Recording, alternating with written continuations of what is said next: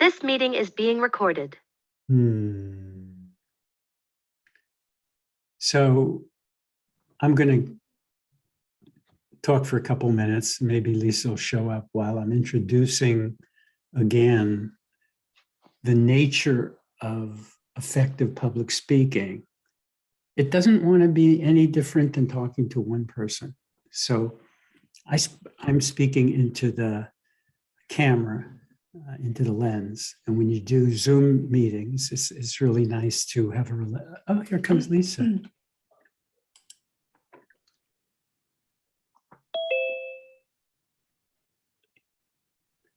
And friend.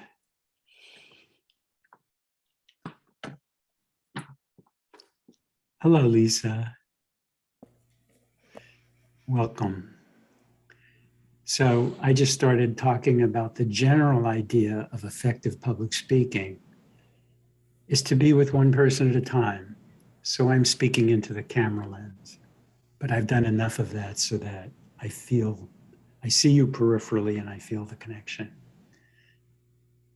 But let's say you're speaking to an in-person group. The idea is to be very natural. Like, this is how I would do a talk. I would do it. Why do we have to do a talk like a talk? It's like being across the table having coffee with a friend. And if you're across the table having coffee with 5 friends, the idea is that at any given moment, you're with one of them or another. And that makes public speaking a purely one-on-one private speaking event. Really, you can slow yourself down. And what I want to do now is, so in the Zoom circle that we're going to be taking turns in order to get the eyes of the one person at a time, are you all on gallery view? So it's like looking at an audience. And in order to get the audience's eyes, one person at a time, we drop a name. So I'm going to drop a few names so you could practice when you hear your name, go to the camera and stay there steadily, softly, not having to go, softly, steadily, be with the person until they call another name, which shouldn't be more than 15, 20 seconds. And so I'll try some names. And so Brittany, yeah, it's that little moving forward. Notice that gives us the connection. The connection, the sense of being in a real audience. So I'd speak with Brittany and say, hello, Brittany. And then they said, Jack. Yeah, and Jack's with me and I can be with Jack in the audience and say, hello, Jack and Courtney. Yeah, that's it. Thank you, Courtney. And Lisa. It's a little, I love that little reassuring. Yeah, everybody knows I'm being taken care of. Ginger. Yeah. And Julie. Okay. Fleur. Yeah. So we do that for each other. We do that for each other and no one gets hurt. Did I miss anybody? No. Okay. So I'd like to start with a minute each. Give up your agenda, give up what you think you want to talk about, and just take a minute in my eyes, steadily being with me as I'm in the camera, and check in. Just see what comes through, what you want to say, or what wants to come through you about how you're doing, or just to check in through my eyes, like across the table, having coffee. So, Lisa, and I'm going to time 1 minute, and this means 15 seconds more or less to finish up. And when you say you're done, we'll all say thank you, Lisa. So, Lisa, starting with a breath, checking in through my eyes, starting now. So my question is, am I looking into the computer little circle, or am I looking at your eyes? You're looking at my eyes. Okay, looking at your eyes, what I'm seeing. Yeah. Okay. Okay, very good. Well, so I'm checking in about how I'm feeling right now. Yeah. Okay. Yes, there's so many things going on. I guess I'm feeling just a plethora of emotions, but mostly that there's a lot to do. And my cat, I think, is going to join us. She's my little co-pilot. She helps me. She really sits there and says, "It's time to work. It's time to sleep." Things like that. So she's a great companion. Thank you, Lisa. Everybody. Thank you, Lisa. Thank you, Lisa. Thank you, Lisa. Lisa. And Munchie. Brittany, checking in through my eyes on the camera, in the screen, starting with a breath, starting now.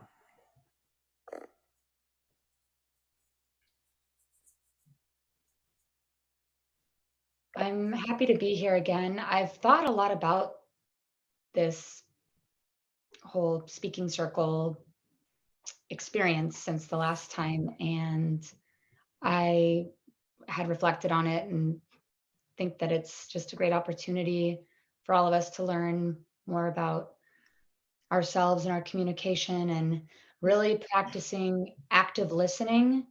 I think in this world with all of the bombardment and all of the overstimulation and all of the distraction, it's sort of a lost art, that of active listening and truly listening. It's something I need to get better with. So I'm grateful for this opportunity. I'm feeling feeling good. All right. Thank you, Brittany. Brittany. Thank you. Thank you, Brittany. Thanks, Brittany. Courtney, checking in through my eyes on the screen, starting with a breath, starting now. I'm reminded of that saying by, I think, Ram Dass, be here now. And it's really a challenge because I'm finding myself thinking about all the things I need to do and places to go, things to do. And so it's always a continual challenge to be in the moment. So I guess this gives me the opportunity to do that. And it's a very nice day here today in Portland. It's not raining right this very minute. So I don't know if anyone else has the opportunity to walk in the rain. You guys don't live where there's rain, but I just did it for the first time the other day and it was so exhilarating. It's like being alone in a universe of, I don't know, nature, wild and free nature. Thank That's you, it. Courtney. Thank you, Courtney. Thank you, Courtney. Courtney. Thank you, Courtney. I miss the rain though. Ginger, checking in through my eyes on the screen, starting with a breath, starting now. Well, truly, I'm feeling a little bit overwhelmed right now. I returned over a week ago. Well, probably 2 weeks ago. Time is crazy. But from a long trip and a conference, and I've been playing catch up ever since. So I really appreciated what Courtney said, because these little getaways into nature can really help us rebound and recenter ourselves. And she talks about walking in the rain. I love walking in snowstorms and soft snowfalls in the mountains. It's so quiet and peaceful, and you can just totally get within yourself and center yourself. It's not snow season right now, but when I used to live in Boulder, I would just hike up into the foothills every day. And in the wintertime, it was especially fun. with my dog. Thank you, Ginger. Thanks, Ginger. Thank you, Ginger. Thank you, Thank you, Ginger. Ginger. Jack, checking in through my eyes on the screen, starting with a breath, starting now.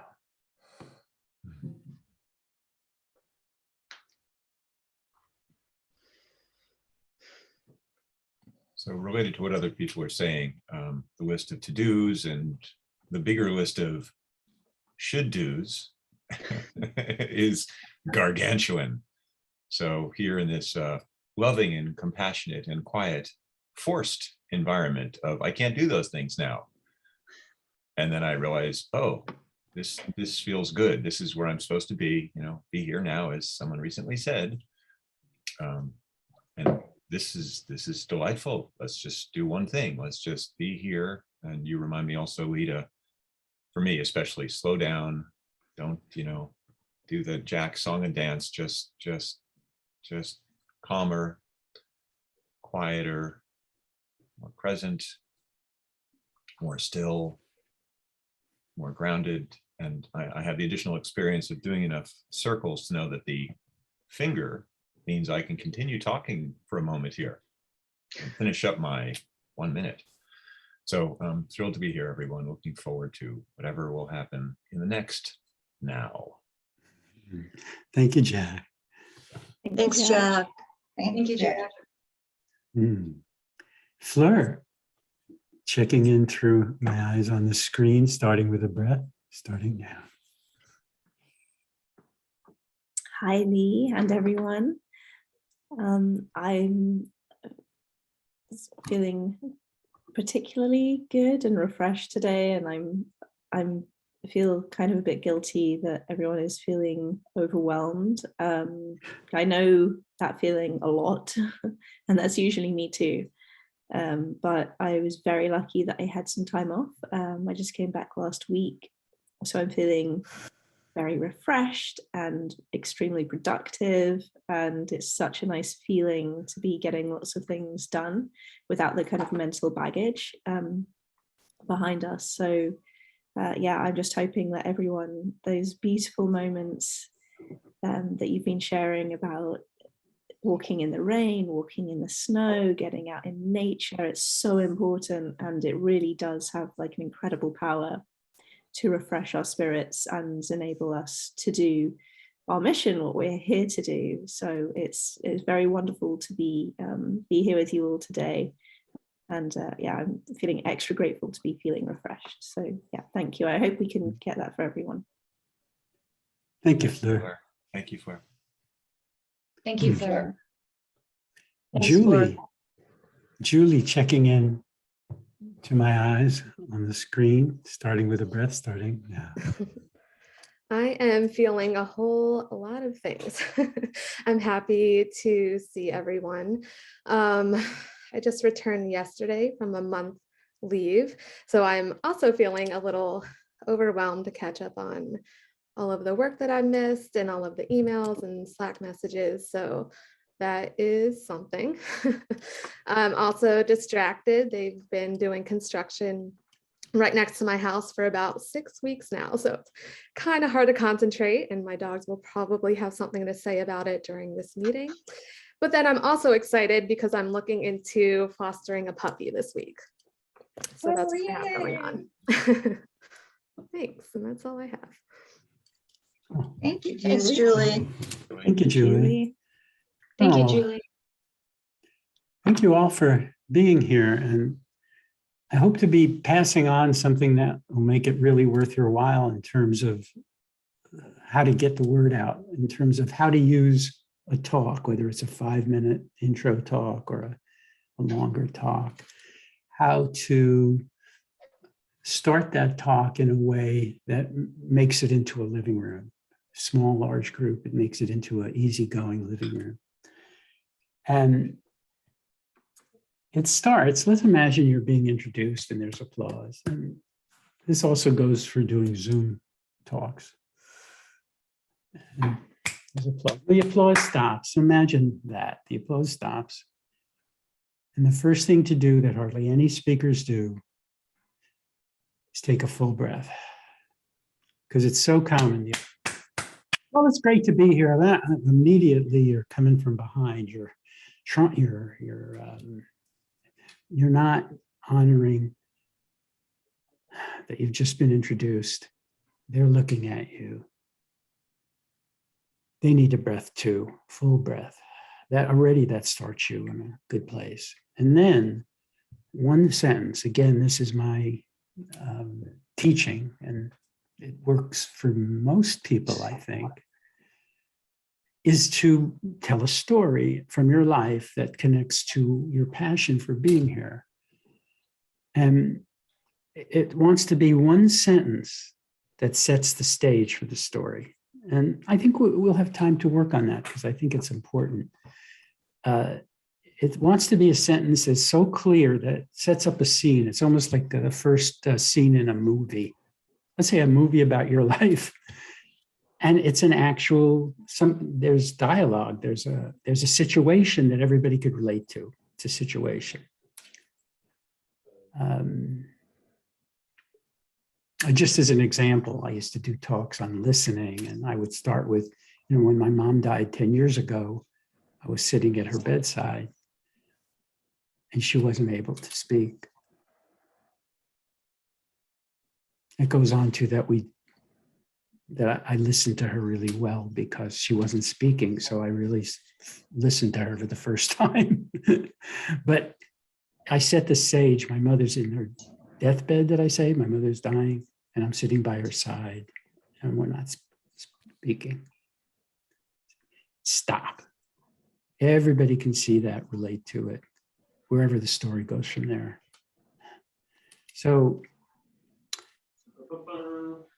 and then,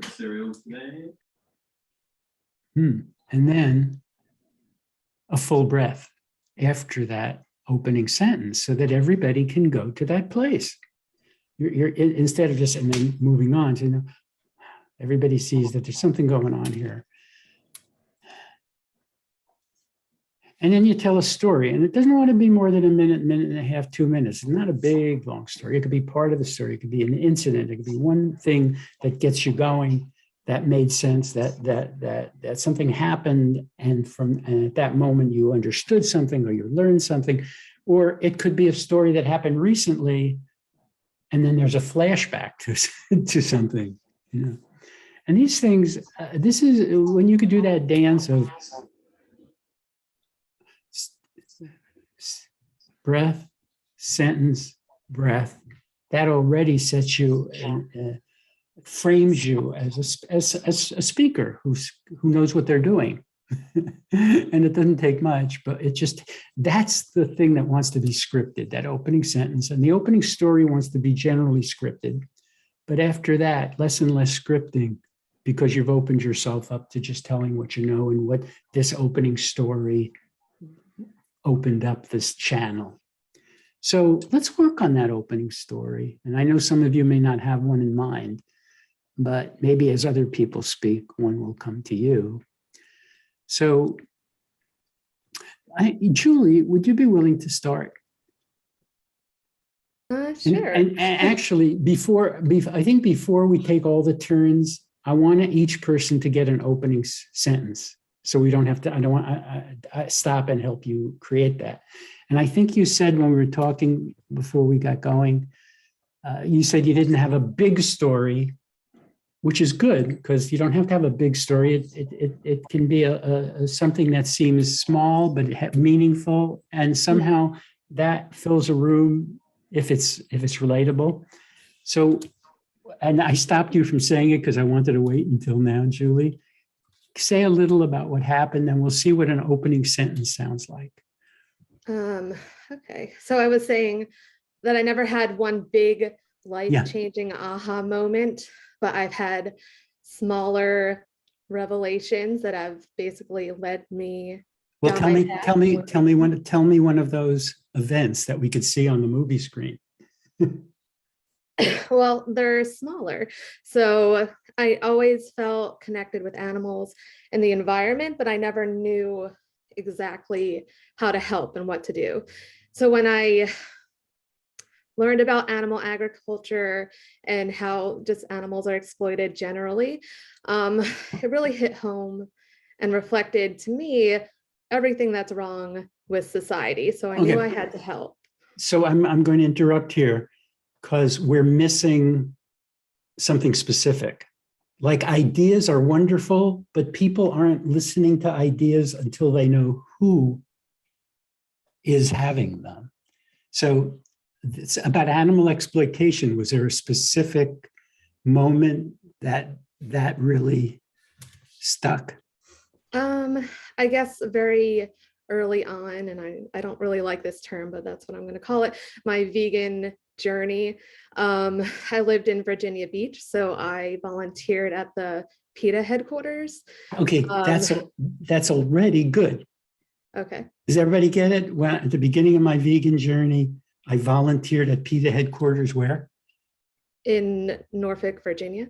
Yeah. Do you understand that does it, maybe everybody can see that maybe better than Julie, that's putting you in a location. It's, by the way, my earbuds are failing and I have to move to my speaker and I may have to figure this out. Anybody, do you still hear me? Yes. Oh, good. If that feedback was you, just while you're doing this, just stick those things on recharge and they'll charge up pretty quick. 15 minutes or so, you'll be able to finish the session with them if you need to go back to them. By the way, thinking of this this idea of like setting the scene, I think in French cooking they call it mise en place. It means getting all of the ingredients ready together before you start the cooking. Which Yeah. I Good rarely do. analogy. Okay. Good analogy. So we have you going to PETA headquarters and something's going to happen there. It doesn't have to be a huge thing, but hold it for, and again, we're not trying to get a full script here. We're just trying to get a sense of starting. Okay, Julie, could you repeat what the opening sentence might be? Okay. I always, No, you see right away. I always. I was getting, at the beginning of my vegan journey, I Yes. volunteered at PETA headquarters in Virginia. that's it. Everybody, I'm interested to hear something that happened there. Okay. Jack, do you have an opening? And I know you might not be sure how you're going to open, but maybe you have a sentence. And Jack's done a lot of this, so he's a good model for what we're doing. Well, I'm not great at doing the one sentence, the talking on and on, sure. But anyway, in listening to you, sorry, my chair. Ugh. Yeah, in listening to you, the way I would do it would say, I was 11 years old in my country house. We just moved out of the city.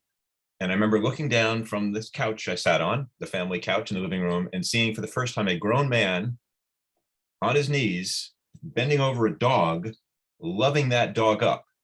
The guy was in his 50s. Okay. And he was my father.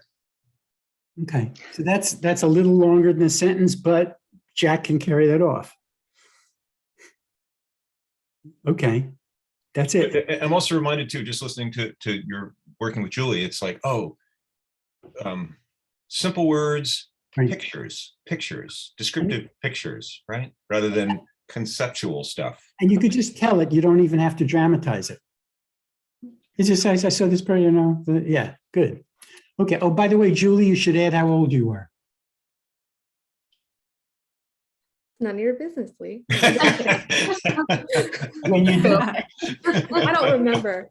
Okay. make it up when you were starting on your vegan journey. It's good to know. Okay. Okay. At age blah blah. You could say age blah blah, so nobody will know what you mean. Okay. Who else? Who's got a possible place? That you I have a question. Is Yes. that okay? Uh-huh.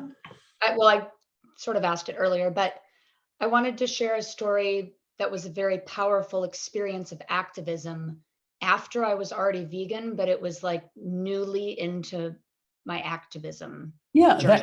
Let's Is see. that all right? Let's see what happens. Yes. Start. Yeah. Okay. And by the way, the way we would never, not that I'm suggesting you would, but it's common for people to say, I had this amazing experience. No, we want the experience. Yeah. So I was already vegan, but in February 2016, I went to Taiji, Japan, to the Cove to volunteer documenting the dolphin drives. There it is. So when you do your turn, see where you go from there, rather than having a whole plan of everybody get it, like, boom, I'm in. Okay. Thank you. Thank you, Brittany. Who's next? Are we just working on opening sentences right Right now? now, we can work on sentences, and then you're each going to have a long turn to see where this sentence leads without Okay. trying to figure it out. Do you have one, Ginger? I guess I can come up with one. Let's see. All right. After moving my young family from Texas to Boulder, Colorado, I was a bit overwhelmed and needed a respite, so planned a journey to the Grand Canyon for some solitary hiking. Yeah. Start again, and I'll tell you where it starts to not land. Now I'm supposed to remember what I just said. Something about resettling some of your family. My young family had just moved from Texas to Boulder, Colorado. And I was needing a getaway That's from the pressures. we want to hear the pressure, not that you were needing a getaway. You know what I mean? What is a scene? And was it you moved the family, right? I moved. Well, my then husband and I moved our family. We Yes. moved our young family to Boulder, Colorado, from where? from Texas to And Boulder, Colorado. And why did you do that? Get away from the. Well, that's a long story. You know, how much my daughter had recovered from brain surgery, and we wanted to get out of the rat race. Yeah, my brother was. Yeah, there it is. We moved our family. I was our young family from Texas because my daughter was. Yeah. What was that? Sick? No, say what it was. My daughter. My daughter had recovered from 2 brain surgeries for brain tumor, Yeah, so that's and we just wanted to get out of the rat race into a more natural world.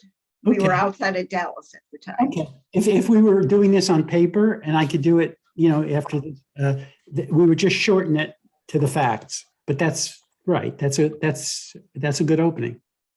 Okay, I didn't think that my daughter's condition had anything to do with the story, but if you think that that's the way to go, I will. I don't want you to say anything that's not true, but it sounded as if that was. Definitely. Well, you asked me why we wanted to move. Yeah. Yeah. Okay. Well, my ex-husband wanted to have his own business. I mean, there were multiple factors into the decision. We were looking at businesses and we wanted to get out of the Dallas area. So tell me something when you got there. Maybe the story doesn't start there. Maybe it starts when you're in the new place, and what something happened in the new place that was impactful.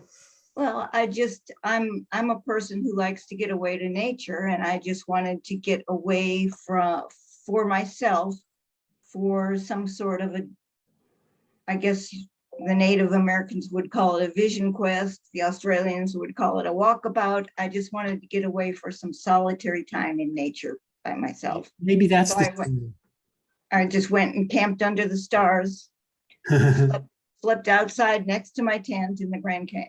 So okay. Well, tell you what, when it's your turn to do the story, you start anywhere you want around there. I'm not going to try. now I'm confused. It's okay.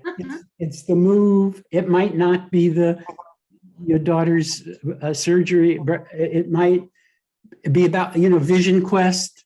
I went on our family moved from there to there. When, a young family, and I knew, and I wanted to have a vision quest and get out in nature. I wanted to get away from, something like that. you don't have to figure this out right now, but that's a good era to start with. Okay. Okay, who's next?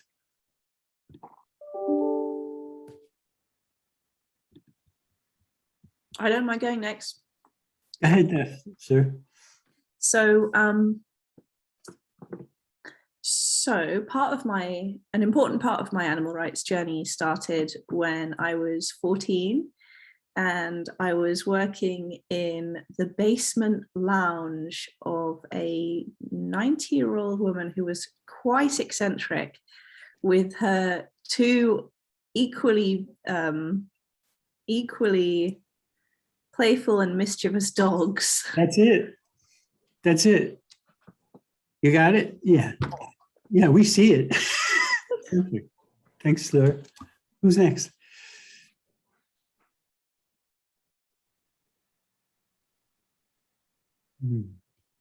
I can go if you'd like. Lisa.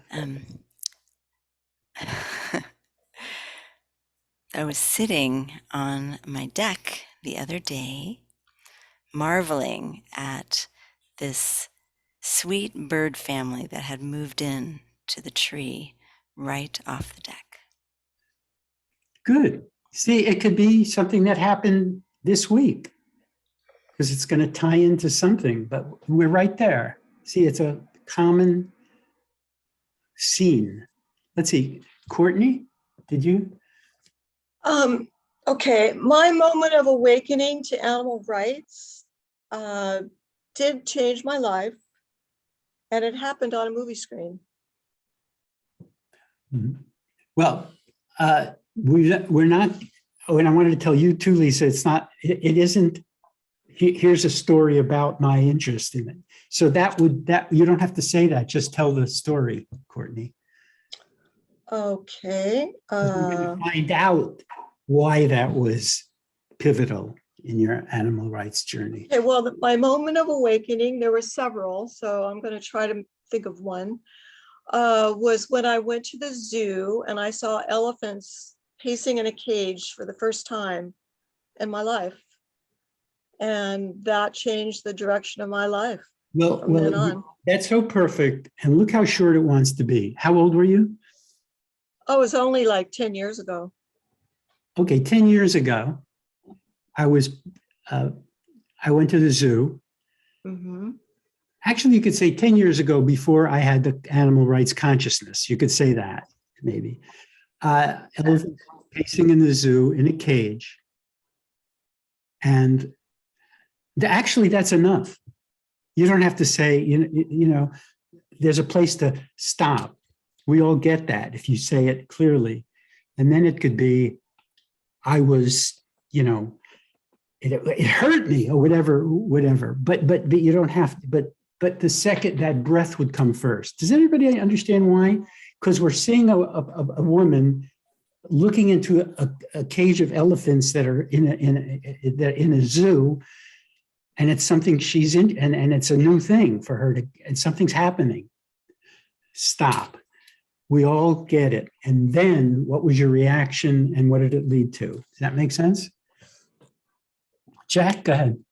Just a quick thing. Also, because Courtney's story wasn't when she was 9 or 10 or 11 like we were doing, I did like, me personally, the line, and it changed the course of my life. Because that's not as common later in life. Yeah. So I saw the elephants in you know, and it changed the course of my life. You're right, Jack, because of the yeah, perfect. Thank you, Jack. Sometimes you do that. So does that make sense, Courtney? Yeah, and I just realized my number was wrong. It was really, how long ago was 2008? So 14 years. I'm not good at math. 14? Okay, so 14 years. 14 years ago, and that changed the course of my life. Perfect. Yeah. You know, the shorter, the better if we can see a scene. See, that's what, Ginger, that's what I'm missing with you. I want to see a scene. Maybe you can be imagining what the scene might be. Did I miss anybody? Okay, so very important. We're going to have 5-minute turns. 5 minutes.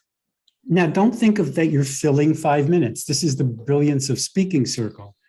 when we say, I'm going to say 5 minutes with Julie, we're all going to breathe with Julie. And then Julie, actually give the sentence to me so you don't have to call my name. So you do the sentence. I'll be ready in the camera for the sentence. Say the sentence, however it comes. I'm not going to do any coaching in this. I want you to go anywhere you want. And then take a turn, see where it goes. Don't try to figure it out. Just see where that second breath, I will hold you to that first breath and the second breath. And then call somebody else's name. You know, when you hear your name, go to the camera. Yes, Jack? Just one bit of advice, which was huge for me because I tend to speak very quickly and I didn't grow up allowing pauses. It just, if this helps anybody, especially because Lee now just like gave the worst possible advice, which is correct. Excuse me, the most challenging advice, which is don't plan it. Like, what do you mean? I'm talking in front of everybody. I got to plan it. I got to know what I'm going to do. Oh no. The beauty of this, especially among friends, if you're not sure where to go next, stop talking, pause, breathe, and stay with Lee's eyes as he's asking. Or whoever. You can let an eternity go by in silence while you're thinking, and thoughts will come. That was the huge learning for me, which I still work with because I speak so quickly. Pausing is good. Not sure what I'm going to say next. And I mean, the magic of that for me, the epiphany with speaking circles in general, and this way of communication at least taught me, is it comes from the beyond, what you say next. And that's not up here. So the way to get that, to allow it through, is stopping and allowing silence while people are looking at you, which is completely not what we're taught in this culture. Yep. That's all. Thank you, Jack. Thank you, Jack. Thank you. That's useful. And by the way, in terms of those first sentences, which I'm not going to edit in this go around, if you email with me, I'll help you find the perfect first sentence. Especially after hearing you talk, I might find it some other part of your talk, but I really want you to have that sentence going forward, because it's like the talk will fall into place when that sentence touches your passion. So, Julie, 5 minutes, starting with breath. Starting now. At the very beginning of my vegan animal protection campaigning journey, I volunteered at PETA headquarters in Virginia. It was, let's see, approximately 15 years ago. What are the hands? Okay. I'll say the 15, yeah. Okay. 15 years ago. It was my first kind of dive into animal rights. I didn't really know what to expect. I got involved in protesting and demonstrations and writing, and it was a really valuable time for me. This signal means it's time to move to someone else. Ginger. So as I got more comfortable and met people and got more familiar with the different issues, like I said, I didn't know that much. I kind of connected with certain topics more than others. And I just really learned a lot, and it really hit home with me. Let's see, Brittany, if you're familiar, excuse me, with the Norfolk, Virginia area, just like any county or area, there are some really wealthy areas and some areas not so much. Where PETA headquarters is, the area is extremely low income with lots of government housing, and that's actually where I was teaching at the time. Courtney. I don't know why I'm so anxious. Courtney. So when I was teaching, all of the students were in government housing. They had nothing. They did not have clean clothes. They did not have food. They basically were left to fend for themselves. And what I learned is that they also had dogs and cats at home, which were even worse off. So Lisa, at the PETA headquarters, they are very much a kill shelter. So they accept all of the animals, regardless of their condition, and prospects for adoption, regardless of their condition. And a lot of them are put down. You probably have read that they have the PETA headquarters have really high euthanasia rates, which is something that I kind of struggled with while volunteering there, because again, I wasn't too familiar with protocols and really what happens at these types of facilities. So that was really the first kind of run in with conflict within this movement. Yeah, I really didn't know what to make of that so much. So here we have these animals who are adoptable, they're just sick or have behavior issues or whatever else, and they weren't given the chance to get homes, which is really unfortunate. Jack. Soon after that, about a year, I had to move because of a job, but from there, I volunteered with different animal shelters, different organizations, completed fellowships, partnered with a bunch of vegan companies, and I've just done a lot of work within the entire movement. So I kind of have like a bird's eye view of what is needed and what is done. And that's my opinion. I'm sure there's a lot that I don't know. Let's see, Lee. And I guess that really boils down to not having that huge aha moment, but those small ones. So I learned a lot along the way, but I think the biggest thing that I've learned is that, excuse me, all activism pretty much is needed and no effort is too small to make a difference in the lives of animals. And it's just really finding what connects with you the most. And that's all I got. Thank you. Thank you, Julie. Thank you, Julie. Thank you, Thanks, Julie. Julie, how was that for you? I don't know why, super anxious today. Maybe it's just coming back Mhm. after a month of not Well, being welcome here, back. but I- thank you. Wonderful. And here's, I'm going to do one coaching piece about content. Please do. I'm not going to go into detail, but after that first line, volunteered at PETA. And maybe you throw in the 15 years before. Okay. But the first thing I'd like to hear out of your mouth after that opening is, that's where I learned about the kill shelters. Gotcha. Okay. That A makes better sense? hook. Yeah. Yeah. And then do the rest of the opening, because you want to maybe have, another minute or two to talk about about how that, did you get that was a turning point, do you think? Yeah, that was probably the heart of the story that I was trying to get to. Great. There you go. Go to that. Okay. Thank you, Thank you. Julie. Jack, how about you? The challenge, this is not the story yet. My challenge, I've got two, I'm going back and forth between two stories. The one on my shirt, and then the one I did the one-liner for, which was easier. I don't have a one-liner for the one on my shirt. Do the second, do the one you started. I want to hear that one, if it's okay with you. Yeah, I mean, okay. I mean, no, really, decide. They're both good. They're both undeveloped. So I'll be with everybody else here just jumping in. Okay, I want the doggy. Okay. Jack, starting with Brad.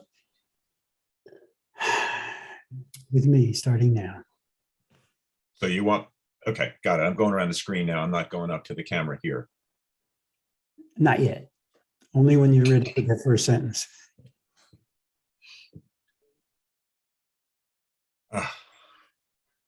I'm 11 years old, sitting in my suburban country house after we moved out of the city. I'm looking down on the floor, and there's a grown man in his 50s hovering, smothering over a dog on its side, and he's just loving that dog up with baby talk and the whole thing. And that guy is my dad.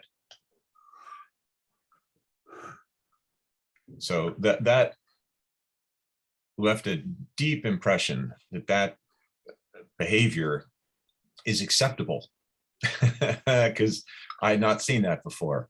And I realize I say that now in front of an audience of mostly women.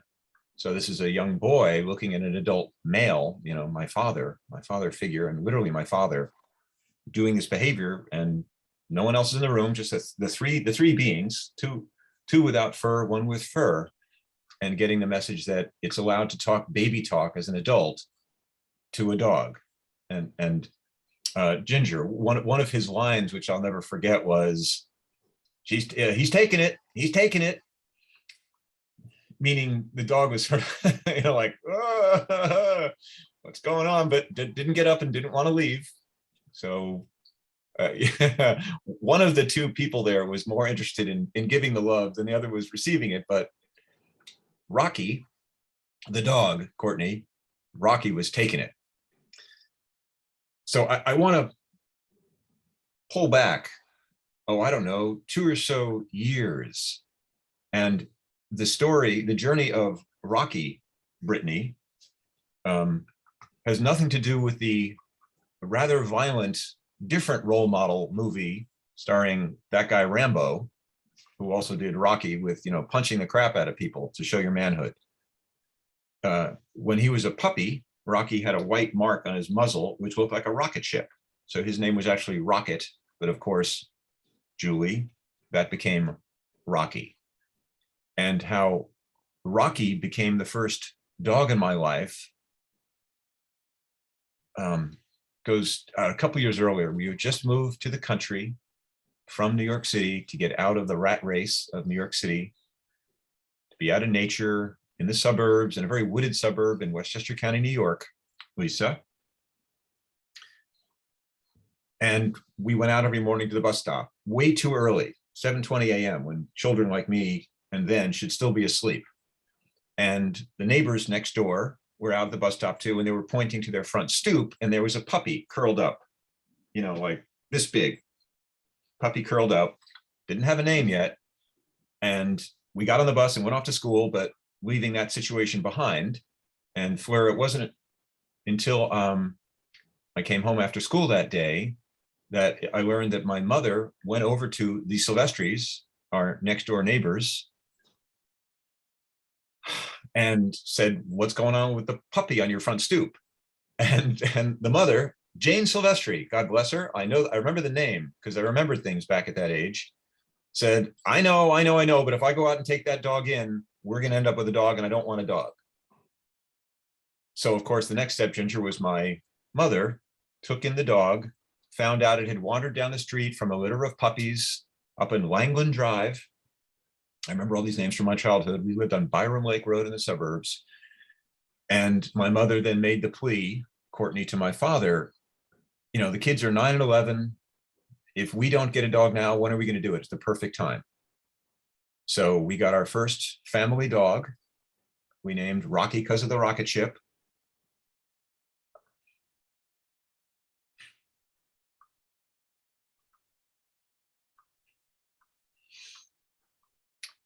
Wow. And just speaking that name and thinking of that dog in front of this audience, I've never told this story before, actually. It just,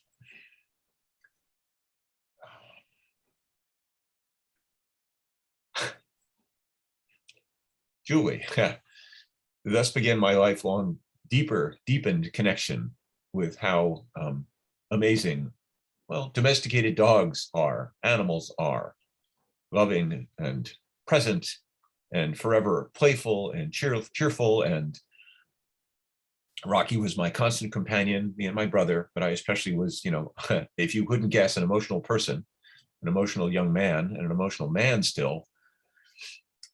And yeah, we played in a park and soccer and hockey and tennis. And I know I'm out of time, Lee.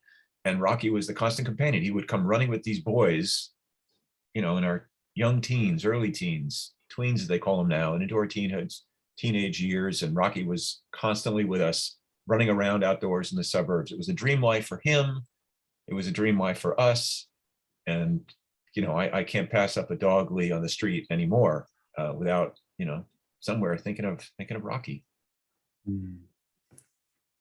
Thank you, Jack. Thank you, Jack.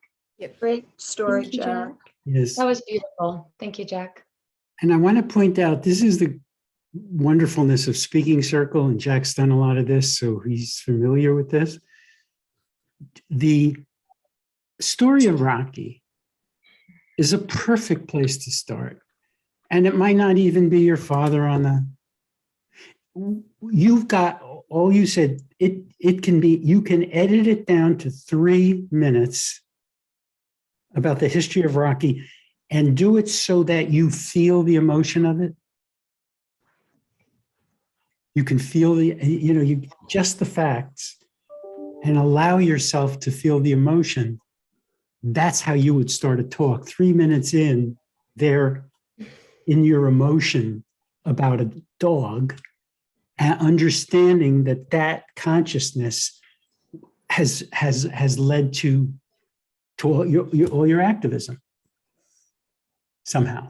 It's a giant, if I may, it's a giant, and I think separate, because it's so big, conversation about how much emotion, specifically now, and I say this in front of mostly women, how much emotion is permitted. And I'm old enough to know, oh, no, Jack, it's beautiful. A man is, oh my God. But it is a matter of degree, and it depends on your audience. In front of animal lovers, you are allowed more. And I swear to God, I learned this from Bill Clinton, who had control over it. He could regulate it, because too much and you become ridiculed. I'm aware of this as a man. You don't do that in front of a different kind of a masculine audience. It would not go over well. It'd be too much. I've seen it happen. Here's the creative process. In this place, Jack, you get to go all the way with the emotion. No holding back. Maybe next time you'll go even further with the emotion. When you can trust your professionalism that in front of an audience, you're going to do it based on what they can handle. But if you are in front of a general audience and you have never allowed the emotion to come through to an audience like this, you're holding your grief, you're holding your sadness, your emotion, and they're all holding theirs. They have no idea why. So you all need to be able to express the deepest emotional aspect of why you do this work here, not thinking, oh, how am I going to titrate that for audience? So what you're going to wind up with this, Jack, is a 3-minute script, a general script to get you to that place that's going to be that is only suggested by what you just did in 6 minutes, and that's what I want you all to be.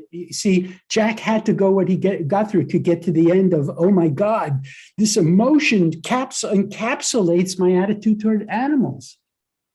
And so we needed to get there. He got there by starting with maybe a trivial feeling story.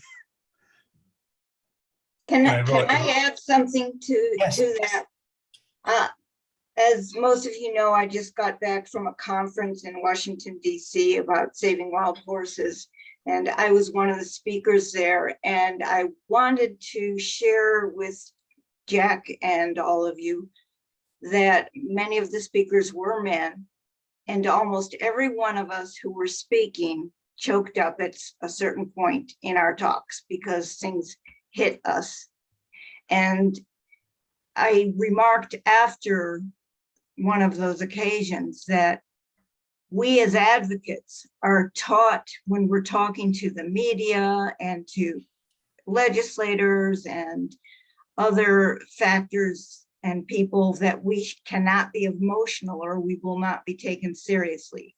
And so when I remarked that at this conference, we all felt the grace and ability to share our emotion within that audience. And it was very powerful for all of us. Thank you, Ginger. I think we do underestimate how much emotion we can show, but we can't start with it. It has to be in the context of something so real that you're feeling it, not piping it in. Thanks, Ginger, and thank you, Jack. Okay. Who's next?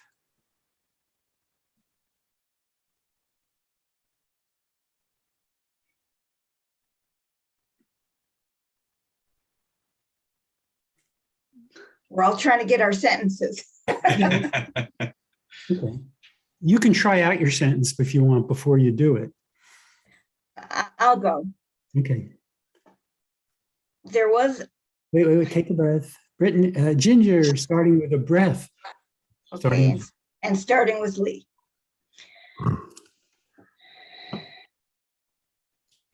There was a time in my life where I needed a longer getaway into nature than my normal day hikes, so I planned a solitary camping trip to the Grand Canyon.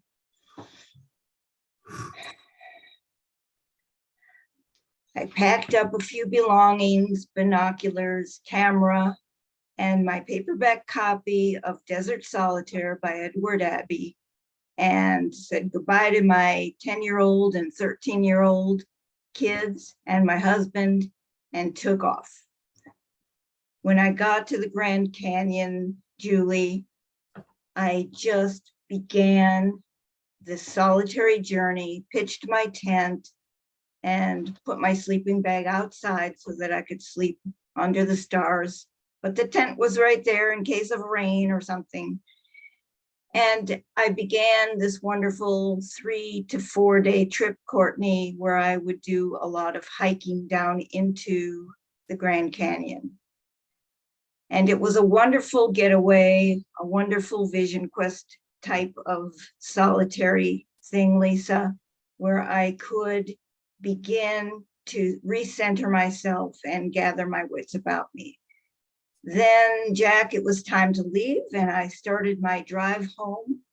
And my drive home from Arizona to Colorado drove me through a large piece of an Indian reservation. And as I was driving down the two-way highway floor, I began to just think in my mind of what I had gone through and all the centering I had had. And out of the corner of my eye, I saw a vision of a horse across a barbed wire fence. And as I drove past, I realized this was a starving horse. I hit the brakes, Brittany, and backed up.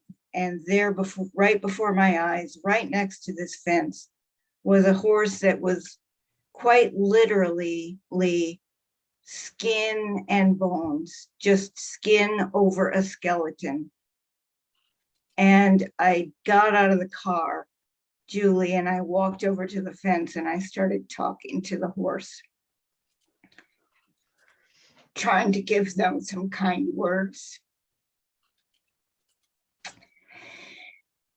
And I could see that the light had gone out of his eyes. It was a young horse, but it was nothing but dullness there. I ran back to the car. I raced back down the highway to the Indian headquarters that I had passed probably 15 miles ago. I just raced there with tears pouring down my face. And I barged into the office where the Native American people were there. And I told them, I gave them a mile marker. I said, there's a starving horse down the highway. Somebody needs to go do something. And they all looked at me with blank stares. It's like, well, that happens all the time. What are you telling us about it for? But they finally saw my distress and they said, okay, we'll go check it out and take a look at it. At that point, I was thinking they're just going to shoot the horse because there was nothing more they could do for it. It was pretty much gone. But I got back in my car and started home. And on the way home, I could not see where the horse was anymore. It had probably just gone to lay down somewhere and die. And that brought to me, Jack, the fact that this happens. I had lived a sheltered life. I had never realized that things like this happened. And Lisa, it spoke to me so much that I started looking into what causes these things and what happens with these things. And I began looking into these issues. and starting a stronger advocacy. I didn't have much time with a young family, but when I did have the time, when they grew up, that's when I dove in both feet. Thanks. Thank you, Ginger. That was awesome. Thank you, Ginger, I think everyone can see your story begins something like, I just done a vision quest in near the Grand Canyon, driving home. There's the horse. Do you get all the other stuff that came before it?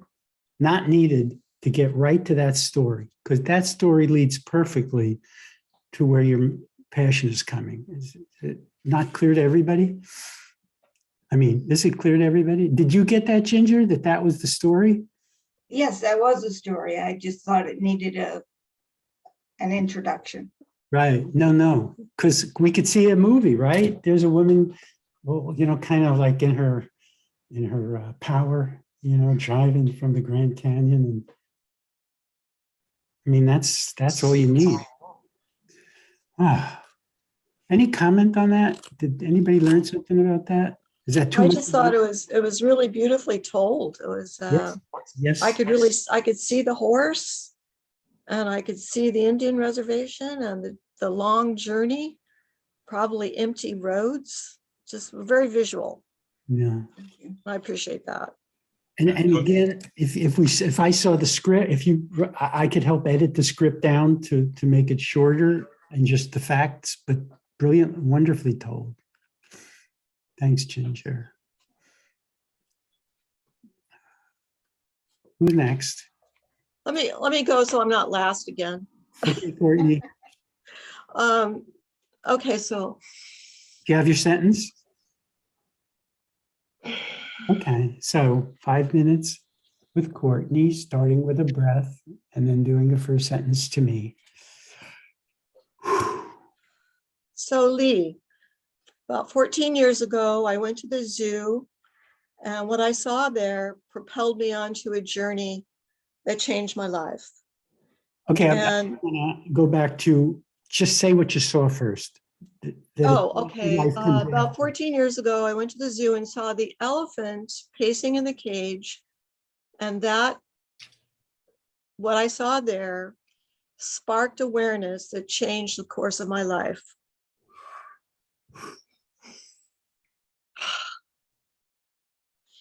So backing up though, what really started this whole thing was I was producing a movie, and it was about animal rights. And I found out about the elephants actually from a former IDA employee, Matt Roselle. And he's the one who let me know what was going on. And I had not been to a zoo for many years. I had no desire to go to a zoo, Ginger. But I went because I was doing this film, and I wanted to see what the conditions were to be able to write about them and to portray them in the film. So anyway, I went to the zoo and I saw Packy, and it was this enormous animal, one of the biggest elephants, a bull elephant in the world, right? And he was in this very small cage. And I watched for maybe a half an hour, and all he did, Lisa, was pace back and forth, back and forth. And I literally was just shocked, Julie. I had no idea that animals this large, especially, were kept in such meager habitats. So that propelled me onto a journey, Brittany, that got me to first begin with my nonprofit, which is now Free the Oregon Sioux Elephants. And it also, Lisa, opened my mind to all the other ways that animals are abused. So that was included in all the things in my own journey in my film. And at that time, Jack, I was also speaking a lot to Matt Roselle, and he told me about dairy, about, the whole issue of dairy farms. And I just didn't believe him. I don't know why, Lee. I guess I was resistant, even though I was on this journey and making this film and doing this animal rights nonprofit. I was not quite ready to give up dairy. So let's see who I've met. Brittany. I went to a dairy. It was part of the film. And I brought my camera. And the night before I was to film, I called to confirm with the person at the dairy. They said, oh, you can't film. So I said, Ginger, well, okay. But of course, I brought a small camera and filmed anyway. And what I saw there changed my life in terms of a second time. It was a second moment of what the Japanese call satori, moment of awakening. Because what I saw there was all the things Matt said, of course, but then I saw a baby calf, a baby female calf. Her first day of life, Lisa, she was being fed with a bottle by all these tourists that were there to see a dairy, and the dairy was promoting itself. And I just looked in that baby's eyes and saw this baby was just lost. It was like it had no mother. It had no connection. They can't have any connection with their mother. So Jack, I thought that is just, I didn't have thoughts. I just was struck like lightning. And everyone else went off to have an ice cream cone. And I said, nope, that's it. That's my last ice cream, my last cheese sandwich. And then from then on out, everything else followed in suit after that. And it wasn't that hard to be vegan. That was the shock of it all.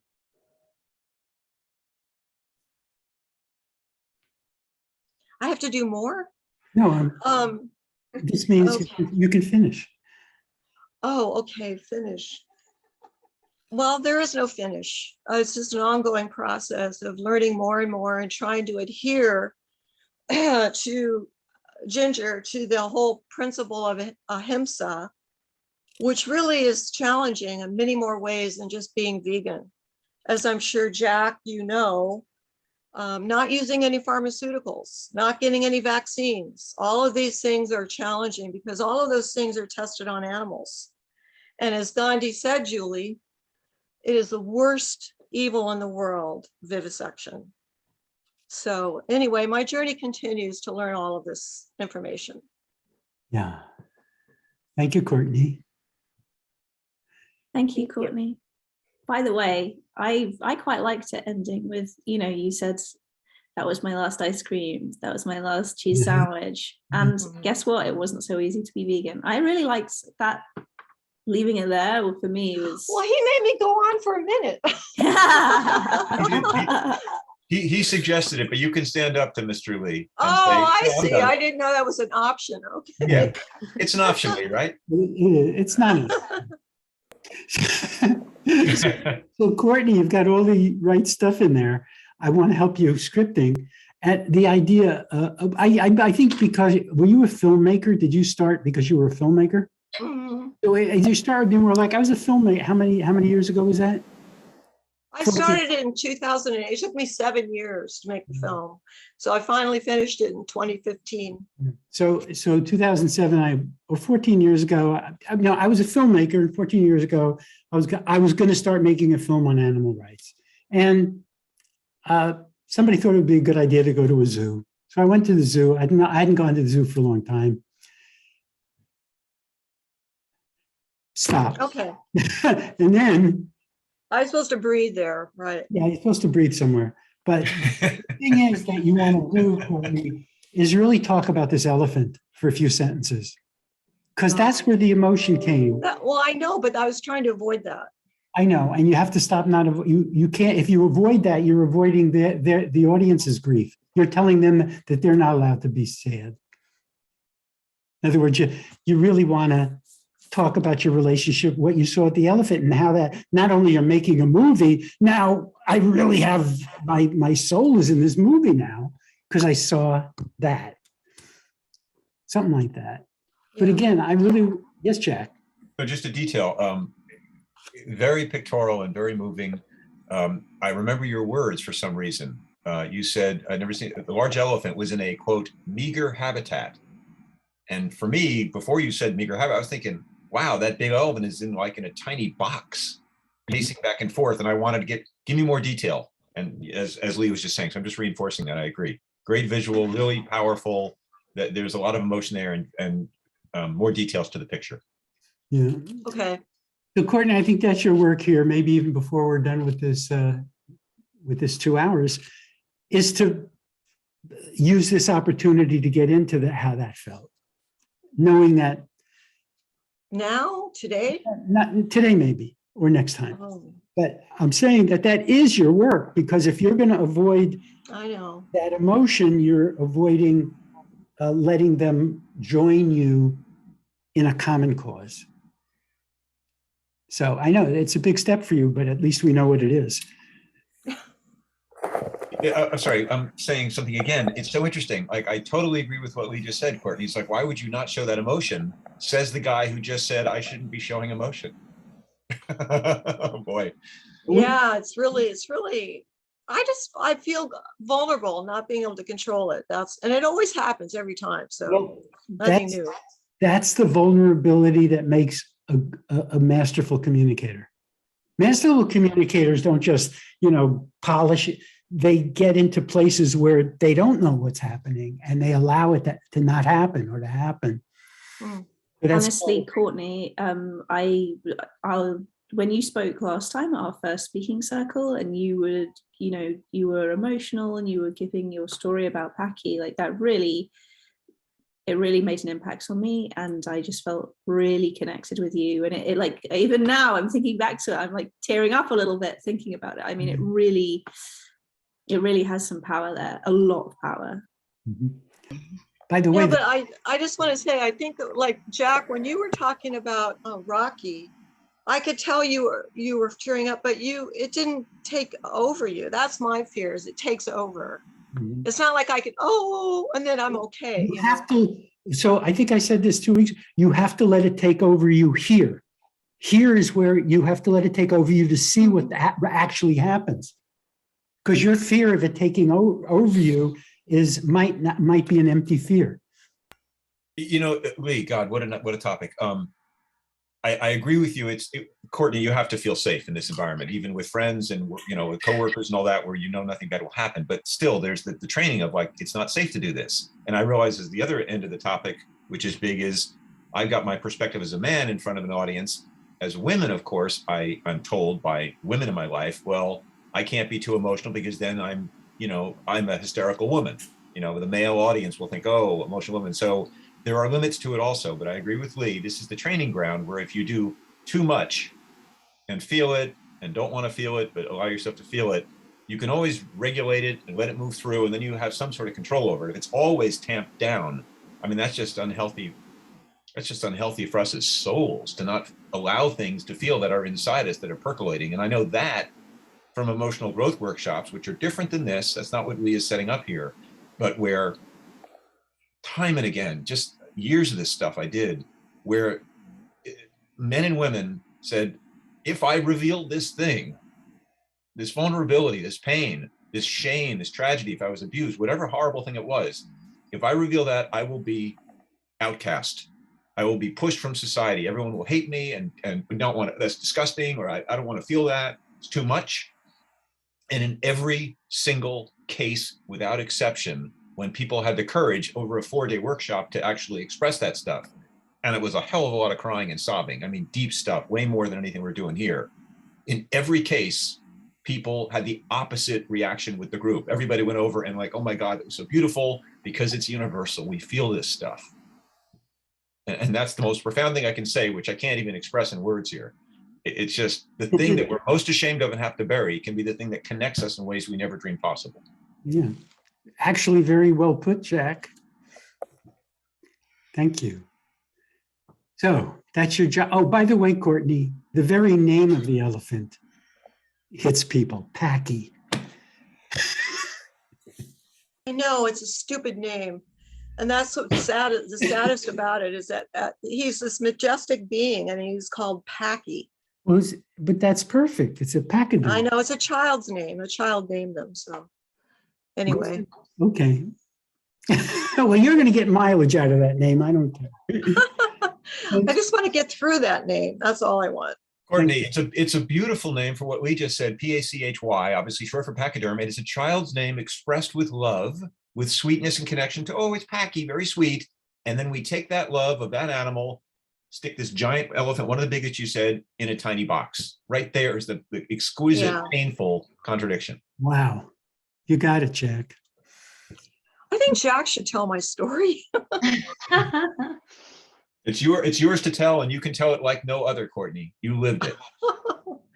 Okay, who's next? We've got, who hasn't gone? Lisa and Fleur and Brittany. Brittany's next. Go ahead, Brittany. Do you want to run anything by or just want to start? You gonna I can start? start. Okay, 5 minutes, starting with breaths, and then first sentence to me, starting now.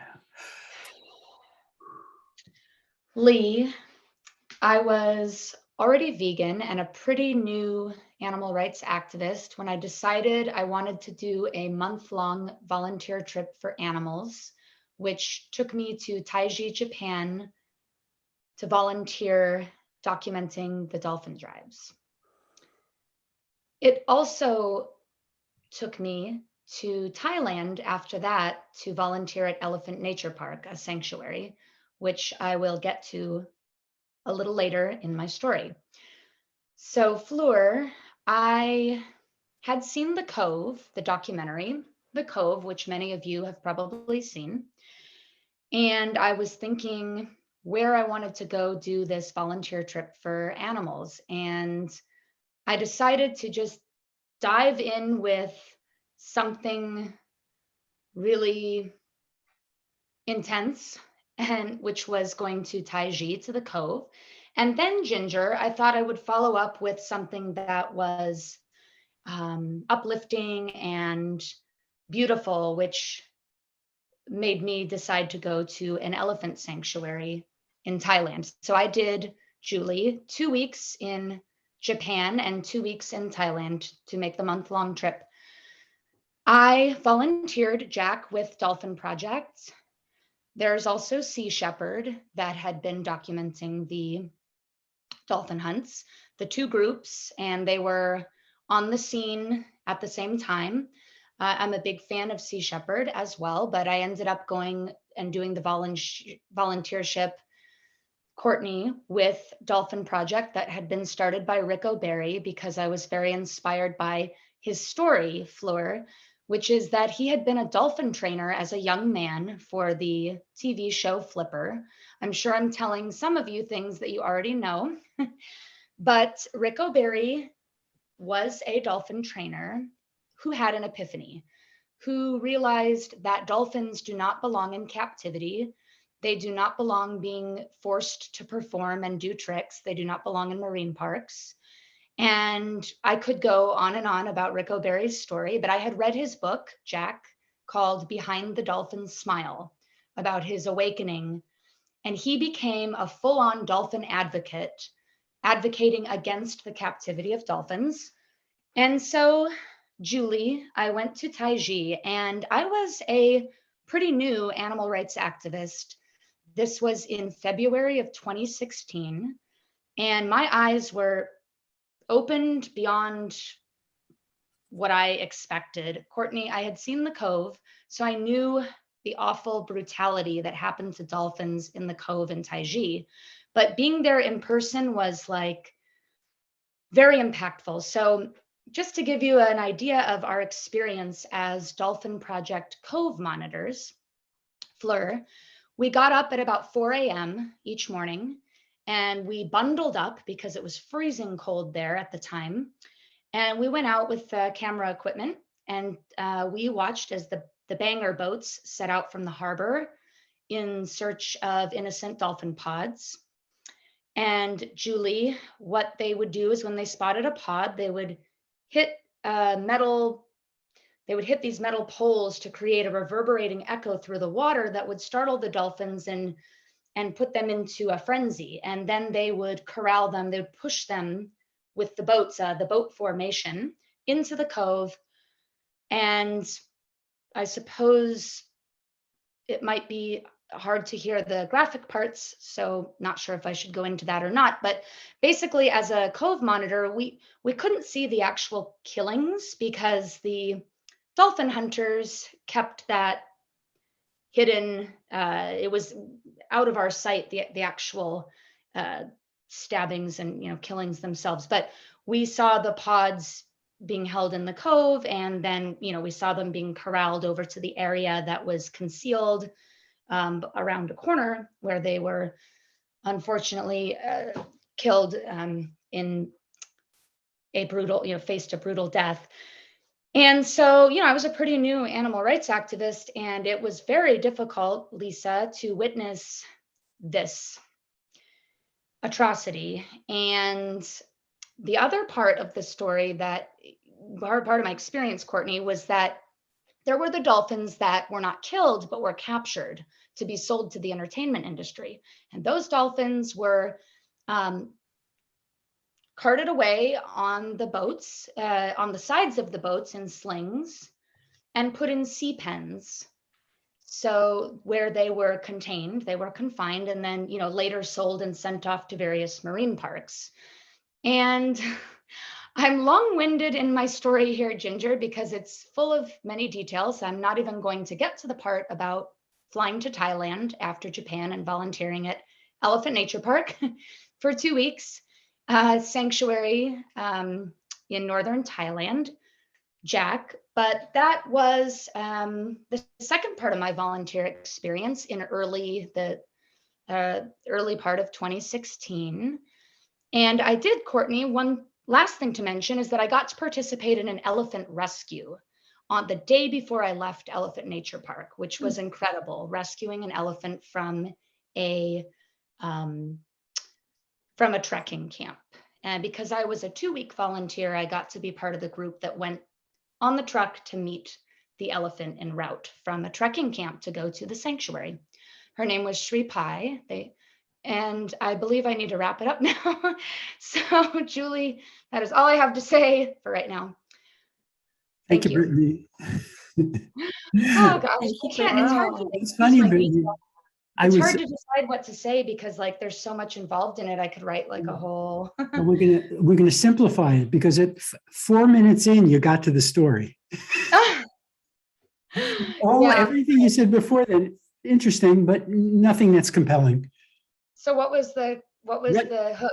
I think your story begins something like, I was a new animal activist in 2016 when I went to the Cove. I want you to get to the Cove, being a Cove monitor. 20 seconds into this, you're a Cove monitor, really observing atrocities on dolphins. That's what your story is. It's about atrocities to dolphins. Mm-hmm. And some of the, stuff that you might not want to say, you don't have to say everything, but that's where you're already a new activist. Mm-hmm. And you're out there in the world, within 2 or 3 sentences, and it's February 2016, and you're monitoring the Cove. You're a Cove monitor. Okay. Seeing how the dolphins are treated. Okay. I mean, just correct me if I'm wrong, but I thought I opened up with, I was already vegan and a pretty new animal rights activist. And I went to do a month-long volunteership, which took me to the Cove. Yeah, that's not, it took you too long. Even that's too long. But then when you said that, you didn't get to the Cove for another 2 minutes. I see. Okay. So it's you're new at this, and we can just act this out. You're a new animal activist. You're already interested in this stuff, and you're assigned to something as an activist, and what you're observing is the worst of the worst. Woo! And that's when I realized, this is going to be my life. Or now I'm the next level activist. I'm not going to let this go. All your other stories are going to come after it. But we need that headline emotional piece. And again, I'd love to, help you script it. I'm available to script any of your stories. That's my animal activism. I'm going to do above and beyond the circles. I really want you to get the right story, because it will serve you. I feel like, thank you. I feel like sometimes, just in general, when I am telling a story to a friend, someone in my family, or, in this case, a group, I tend to get anxious about everything I want to say about it, or everything that I hope that I get across, like, and then I feel maybe I'm not articulating as well as I could have. And you're And I not. want to get it all out. You just described how you generally tell stories that doesn't work as a leader. But that's Right. why the way you learn is you script something and you become an actor for a little while. But it's not, it's real. So that's, I and think it's then because, yeah, yeah, I think that's also just because I'm very detail oriented yeah, person. And so I get caught up in the right. And we don't details. need, and most of the details we don't need. Right. I know. And that's something that I'm trying to be more aware of and trying to practice is like just, Well, you've been given a situation that calls for you to find another way to tell a story, which you'll be good at, by the way, Yeah. once you find out how you get immediate response. And people are on the edge of the seat rather than, so then now what? yeah, like what's the crux of it or what's going to happen? Yeah. Okay. Great. Was there a comment, anybody? I just want to say, what a dramatic start to your activism. My God. Yeah. The Cove, geez. Yeah. It's like brutal. I went all in like full force. Yeah. Hmm. The movie on your life would I don't know who you want to play yourself, but the actress would be, it would start with a long shot and then there she is at a cove. And Yeah, she's because camera or whatever. yeah, prior to that, I had gone to some protests and actions and stuff prior to that, marches, demos, that kind of thing. But I, early on, I was like, I want to do a volunteer experience for animals. And I chose like that very intense situation to go to the dolphin. Good, it'll serve you well. Yeah. Jack. One nuts and bolting, Brittany. You didn't use the word kill or slaughter in your opening sentence. And I don't know whether you should, but it seemed like a conscious choice. You didn't. You used some word that was it doesn't have any meaning for me. I went to the cove where do you remember the word you used? Oh, I think I said dolphin drives. Yeah, dolphin drive. So for me, I mean, it can be a softer, non-violent word like slaughter, which is, the other end of the spectrum, but drives for me, I didn't know what that meant. As a layman anyway, right? Well, in the editing, there'll be a little more. But your detail is a great gift, and that's really great for. No, I'm serious. You have a skill set, and one of them is detail. So as the strengths and weaknesses to every gift, right? So for that, it's great for writing. Yeah. If you were writing a novel or an essay, it can be very descriptive, and all the detail is appropriate, and then you edit and all that. But for talking a little bit less, and says the guy who talks too much. So I see it. But the story is great, and you have a lot of experience, and you're all of that is accessible to you very quickly, which is great. So you can also relax and slow down, and it's going to be plenty fast enough for an audience. Thank you. Yeah, thanks. I think Lisa, is anybody else not gone? Lisa, Sure. Laura? Julie went, right? Yeah, I will. Lisa, Just me and Lisa, I think. who's next? Can I go next? Do you mind, Lisa? Thanks. And the reason I will be going next is because it kind of segues on quite nicely. I feel like everyone is very much ahead of me because you all have, you've already shared like epiphanies or like your Satori, the stories that really kind of, or scene setting stories. I don't feel like I have anything that's so emotional or humorous, but Lee, thank you for kind of working with me on what that might be. What's your opening sentence? What opening sentence were you going to use? My opening sentence I was going to use, but now I realize it doesn't have the emotional punch that everyone else has shared. You don't know, we're not going to start with the emotional punch. By the way, how many people think everybody else is way ahead of you? Anyway, it's so common to think that you're way behind. Oh, really? But what was the moment that, what story came to you? Oh, well, I was just going to talk about the kind of eccentric and formidable older lady who kind of inspired me and gave me my first job in animals. That's wonderful. That's tell you what, I won't coach other than to give you 5 minutes. Start with her, say a sentence about her, and then move on. Okay.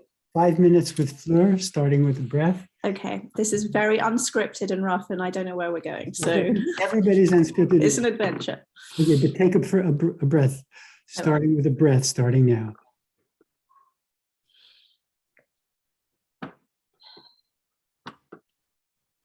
Lee, my first job in animal rights was working with a very formidable and pretty eccentric older lady in her 90s and her very mischievous dogs.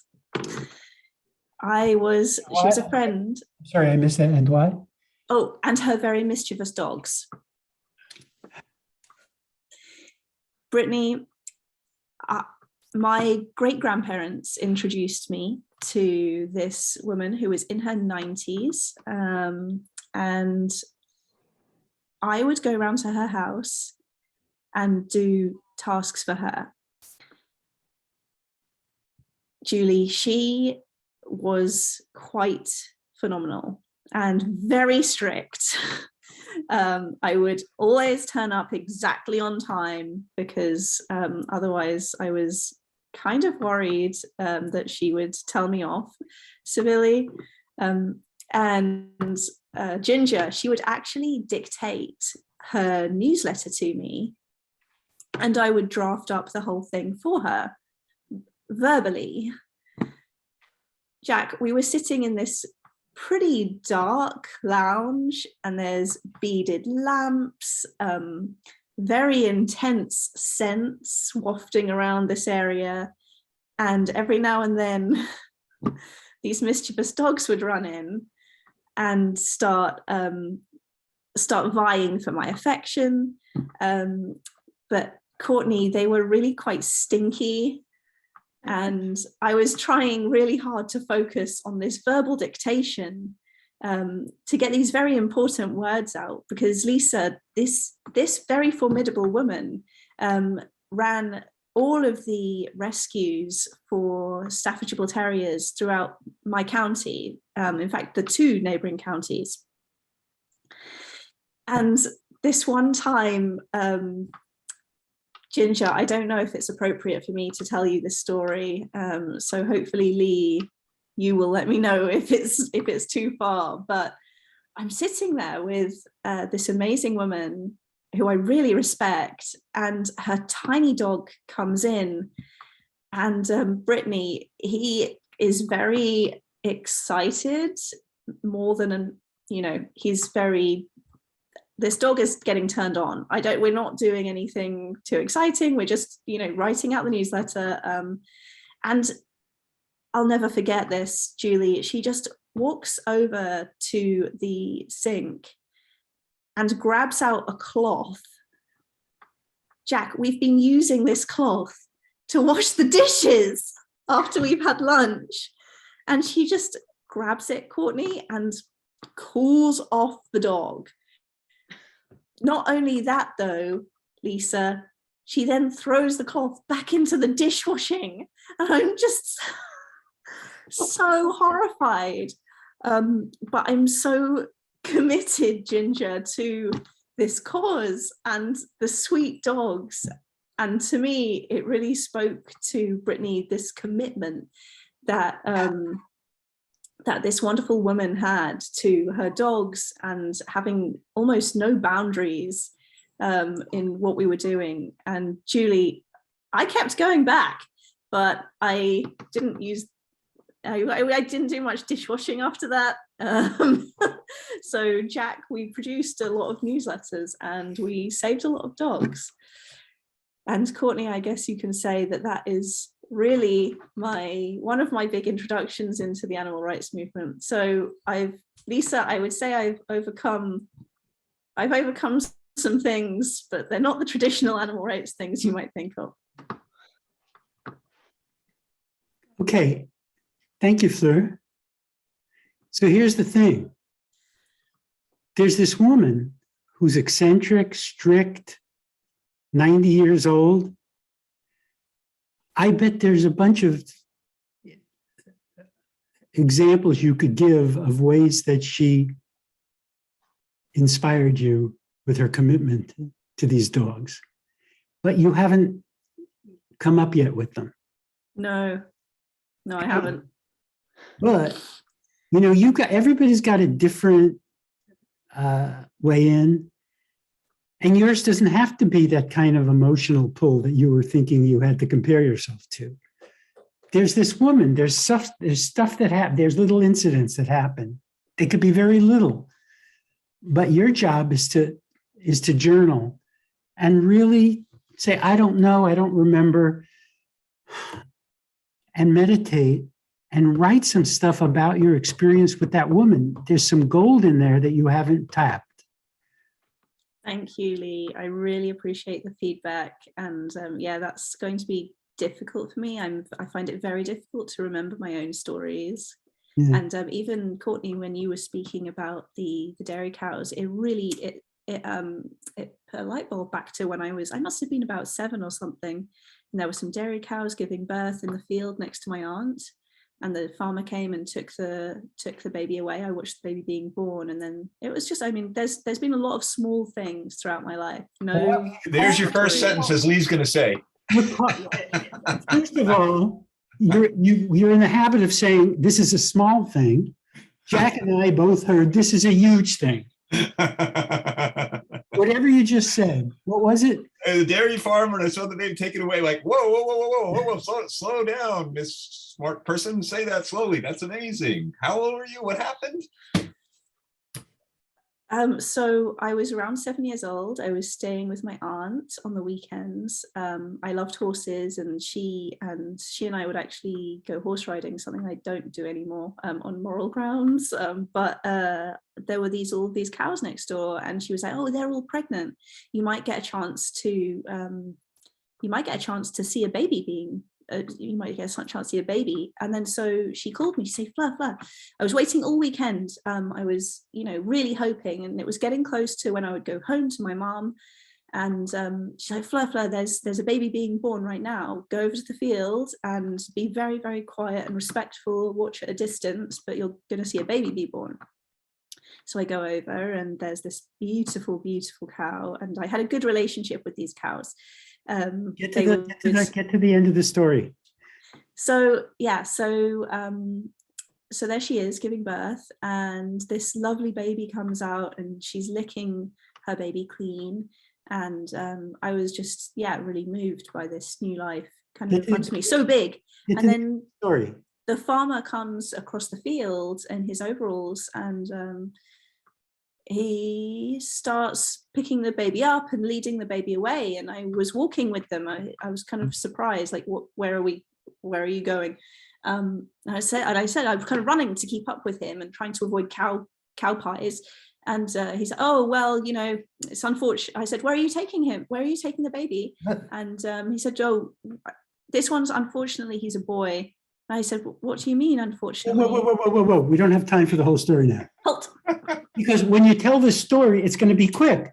And they took the cat. They took the cow. They took the baby cow away to be eaten or whatever. All of these other details are not needed. But you've got a perfect opening. You've got a perfect opening for your talk. Well, thank you then, Courtney, for that. And again, run it by me, write it, and I'll help edit it down. Because the details, sometimes details are really important. But you've got the story you got the headlines. Anyway, do you buy that? Do I buy that for what? For my own story? Kind of, yeah. I mean, the thing is, I didn't act on it till many, many years later. It didn't really fit into place. Yeah, well, would you work on it, will you? I can work on it. Thank you. Thank you, everyone. I'm really happy. And thank you again, Brittany, Courtney, for the inspiration. Final word from Jack. No, it's not a final word. It's a question, which is the aroused dog. The dish rag was used to shoo him away. Is that what? I don't understand what happened there. I didn't understand that story, and I'm not interested. Yeah, I'll tell you another time. Oh, it's just whenever Fleur says, "Oh, this is inappropriate," I'm thinking, "Okay, here's the story. Now we get to the good stuff." Anyway, we're on to the next. Good. I loved it, Fleur. Very, very, very comical. Yes. I was going to say the same thing. I appreciate the humor. I think that was the only Yeah. story that had Yeah. any humor in it. You, So I know, liked it. you have a wonderful gift of humor. I really, really think the story that you were talking about with running next to the farmer, though, that one can be totally developed. That is a very powerful story. It's not a small one. It's a huge, Huge, huge. huge big deal of actually witnessing something that all of us activists have seen just in little videos, but you saw it in person, so that's a big thing. And also, these stories that we're all working on can be shared in a venue like the Moth. That's, what Hey, we've, yeah. it's your turn, Lee, so let's move on because we've got Okay, I'll do my story. you've got your opening. I'm gonna have to go with whatever I have. So 5 minutes with Lisa, starting with a breath and then a sentence. I was sitting on my deck the other day, just enjoying the beauty and connecting to the birds. A bird family had just recently given birth, and I felt as though I was the proud mother of these baby birds. I couldn't have been more overjoyed or more happy. I was sharing this story with my partner, telling him how exciting it was that we had babies, we had baby birds. And every time when I sat near them, I could hear them with their little, their sounds and eagerly awaiting the food when their mom or dad came to bring them something to eat. And the dad bird was actively protecting the area. So I was, Fleur, very happy about this. And even my partner Arthur and I kept talking about what a clever place this was. What a clever place to build a nest. Jack, this nest was in a giant palm tree with spikes all over. So you really couldn't get your hand in there. It was just an amazing nest that was put in a place where we thought it was, like, as you might call, bulletproof. It was the safest spot in the area. So Julie, I was, very confident that this family was well protected. And then as I sat in my chair very close to this tree, out of the very corner of my eye, the peripheral vision, I saw this this movement that almost was a serpent-like movement. It was very fast, Ginger, unbelievably fast, and I heard the birds making their sound, their noise that I had heard before. But suddenly I became very, very nervous, Courtney, and my heart was beating, and I had a sinking feeling in my stomach, and I got nervous and started to make sounds and clapped and like to perhaps if there was any danger to make some kind of alerted noise. And Brittany, that's when I saw the other two birds come back to the nest, and they were tweeting almost in these alarm sounds and looking around as if they weren't sure, what had happened. And then, Lee, I became just devastated with the fear and the thought that these baby birds had been killed. And I was very anxious. And then Fleur, shortly after that, Arthur returned and I forced him to climb the tree and look into that nest where our baby birds were. And Jack, that's when he told me there were no baby birds in the nest any longer. And I was just mortified that I had been witness to this predation by a snake, Julie, and I love snakes, and I also love birds. And I felt a deep sense of mourning and then Ginger, my partner Arthur, said, well, the snake does also need to eat and may have a need to share food as well. So I knew that was part of the circle, the web of life in my backyard. And I understand that, Courtney, but I also felt this bigger sense that animals, they have so much to fend against within their lives, that anything that we as humans could do to put any additional stress or pressure on them, Brittany, was something that I think that we need to be very mindful and be careful. And our care needs to be about protecting the animals and helping them rather than adding to their burdens with additional stressors. Thank you, Lisa. I loved where you took it because I wasn't sure where you're going to go, and you went. That was wonderfully a segue to a bigger talk. I see it as a 3-minute talk. I would edit it down, but the start of the painting the picture of relaxing in your yard and watching the birds, your bird family. But from there, it could go directly to, and I noticed what a clever bird family they were. So whatever you said between, sitting there and that didn't advance the story. But immediately how clever, and the palm and the blades, and wow, what smart people these birds are.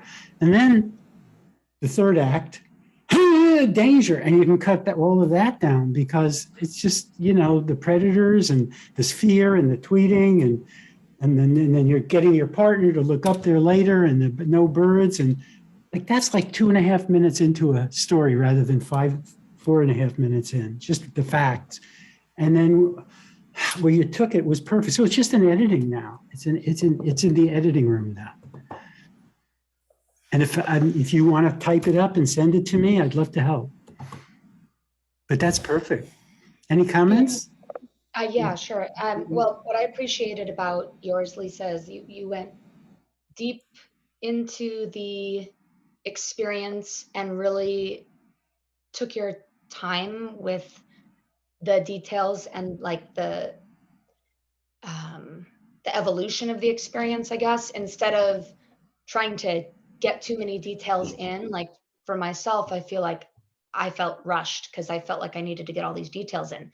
But I appreciated how you went kind of deeper with the feelings of it. And it was very powerful the way that you told it.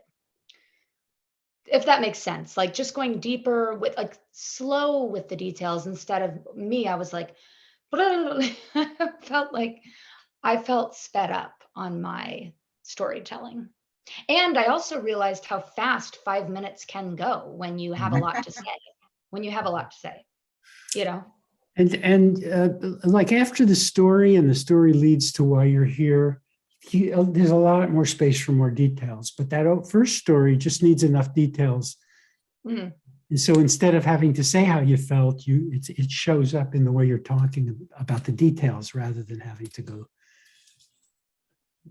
I appreciated the dichotomy that we all feel about predation because we all have that in our lives where, if, for example, with wild horses, we complain that the rangers and wildlife services kill all the predators, but then when a predator takes a baby foal, we all grieve. But it's something we all struggle with, but it is nature and we have to accept it. Yeah, I think your lines, snakes got to eat. That was wonderful. It almost goes against something, but it really turns out to support the bigger picture. Thank you, Lisa. Oh my, we have time for like 30-second each completing whatever it is to complete your experience today, whatever you want to say you got from this, or anything. So, yes, Fleur? I was volunteering to go first. Speed things. If what? Shall I? Shall I volunteer to go first? Yes, 30 seconds. Completing Okay. Fleur. And you could look anywhere you want. I'll look at my darling dog down here. It's been wonderful to reconnect with everyone. And once again, I am kind of floored by everyone's ability to open up and share so many personal experiences. And also like the kind of prowess is, it's very impressive. All of the work that you're doing, there's been some really impressive bits of everyone who has spoken so far. So thank you. I'm very lucky to be working with you. Thank you, Fleur. Thank you, Floyd. Closing with Julie. Yeah, I'll have to go with and agree with what Fleur said. I think every time we do this and we learn more about each other, so it makes us feel closer, or at least I do, and more comfortable sharing. So we'll see. Maybe I'll cry next time. That's it. Everybody, thank you, Julie. Thank you, Thank Julie. you, Julie. Completing with Jack, starting now. What Julie said. Meaning, I love the connecting and getting to know us as a community. I continues, okay, I know what to say. My continued love-hate with Zoom. I fucking hate it. I want to be in the same room with people. But since we live in disparate places, we couldn't actually without flying on airplanes, which ain't gonna happen. And therefore, oh my God, I love Zoom. Look what we can do, and we can connect through the magic of this computer. So thank you, Lee, God damn you. Thank you, Jack. God bless you. Jack. Completing with Ginger. I just appreciated hearing everybody's stories. It helped us, I think it helped all of us learn about each other and what brought us into this and our passions. I just really appreciate listening to you guys because it means so much to hear where we're all coming from. Thank you. Thank you, Ginger. Thank you, Ginger. Closing with Courtney. Okay, ditto what everyone said. Jack, I have a love-hate with Zoom too. I relate to that. And just one thing to Lisa. Lisa, I have a bird's nest. It's a good story. Despite a snowstorm and all the branches falling off of the tree, there's still the nest that's been there for 2 years is still there. So they are very hardy species in addition to being smart. Thank you, Courtney. Thank you, Courtney. Completing with Brittany. As others said, I learned a lot from people's stories and also the way that people tell stories. We all have our own unique approaches to the way that we tell them. And I learned more about my own storytelling and what I might work on. And thanks for the opportunity, Lee. Thank you, Brittany. Thank you, Brittany. Thank you, Brittany. Thank you, Brittany. Completing with Fleur. Oh, I'm already done. Oh, you did. Okay, completing with Lisa. Wow, I loved each story that I heard today. It was amazing to see them transform, even with some of the feedback that Lee gave us. And I also enjoy getting to know my colleagues, and I would just love to hear more and more from all of you. I feel like this is really just the beginning. I'd love to hear more. And thank you, Lee, for the sculpting of the first sentence. I think that is so key and really helps people to get involved and interested in what we have to say. Thank you, Lisa. Thank you all. It's just wonderful to be in a group of passionate people who have something to do with their lives. And I'm going to be sending a video, a link to the video so you can watch what you want to watch yourself and see what I saw, see what we saw. Use some of maybe what you're hearing as part of a script. And I think, is it true that we're not meeting until June 14th? Does anybody? I think it was Yes, because I think that you're going to be out. You'll be away. Right, so June Lee? 14th, yeah, June 14th it is. Mhm. And again, please utilize me for scripting. It could come in handy. Thank you all. Thank you, Lee. Thank you so much. Actually, Thank you. Bye. Bye. Bye, everyone. Thank you. everyone, thank you for your Have a good time. day.